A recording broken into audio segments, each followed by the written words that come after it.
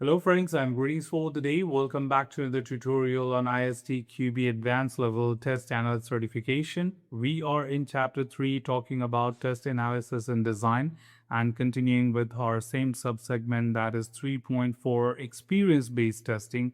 And as a part of today's tutorial, we shall be talking about how checklists are going to be helpful in terms of informal testing and what does it cater to the test analyst.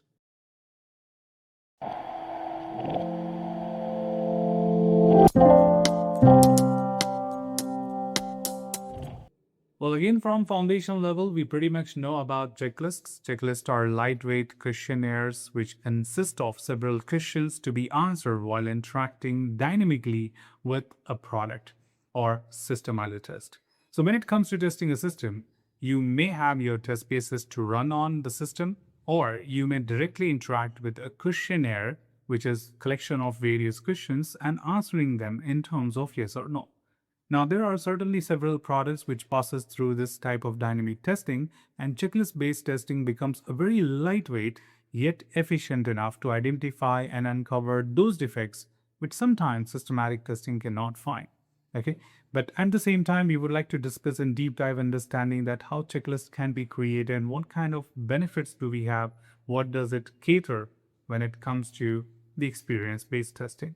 So right here, checklist-based testing is a widely used test technique due to the adaptability, simplicity, and effectiveness. Adaptability simply means that anybody can follow it. Simplicity means that it's simple, it does not take a lot of effort to create, and effectiveness is certainly to identify the defects.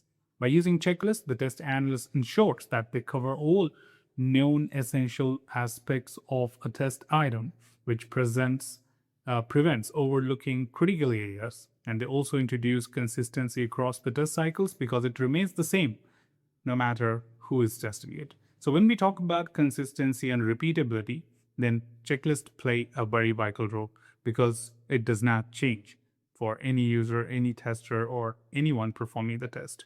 Along with that, they serve as a reminder or a source of inspiration to the test analyst who runs out of ideas. So in simple word, when we say about checklist, these are also acting as reminders. When we say reminder, it simply means that as a human, I can forget things. But just by writing the list of things which I need to worry about, it acts as a reminder for me to identify those things which I should be covering as a part of my execution. Along with that, preparing checklist is often the test analyst's responsibility. Checklist supports experience-based testing and they help organize, structure, and guide the testing. First, the test analyst determines the checklist scope, objective, and format because they influence the testing depth and required level of detail. So it's not that a checklist is a random list of documentation or a random list of questions. It's more with a well-aligned scope and objective. That means what this checklist is trying to achieve, what is the goal of testing. So it may be possible that a checklist is written for a particular purpose, or a checklist might be written for a particular functionality. Not that concrete, but of course at a business flow level or business use case level. For example, if you're talking about ATM software, then the withdrawing of money, which could happen in multiple ways using different cards with different amounts, different account types, but the withdrawal remains the same. So I can have plenty of questions written for withdrawal, and all I would do during this entire exercise is to answer them, right? Now, next, once they have defined the objective, the test analyst collects the information necessary to define the checklist items, and this can include gathering insights from experienced professionals, browsing defect libraries, and defect taxonomies, including reviewing relevant documentation and analyzing risk, test cases, and potential scenarios. That means once we have the defect objective defined for the checklist, then they look forward to deep dive and look forward to gather more and more information so that the checklist is efficient. It's just not that it is a lightweight document, so it should be light in sense also. We look forward to gather as many information as possible that it makes a lot of sense.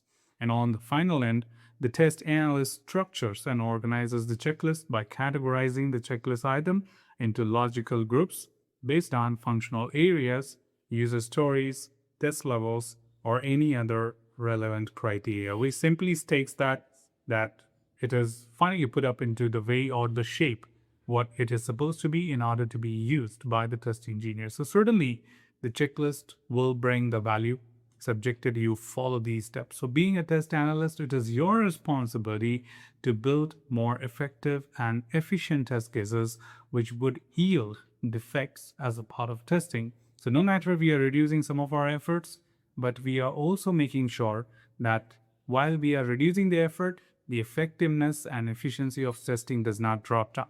And that certainly brings a lot of value to the overall success of informal testing or experience-based testing being conducted. So that's how the checklist could be helpful in our testing and help us to identify different defects. So that's all from this particular tutorial, team. Should you have anything else, feel free to comment below. I'm always there to address your queries and answer them well. Till then, keep learning, keep exploring, keep understanding the context. Thanks for watching the video, Deep, and happy learning.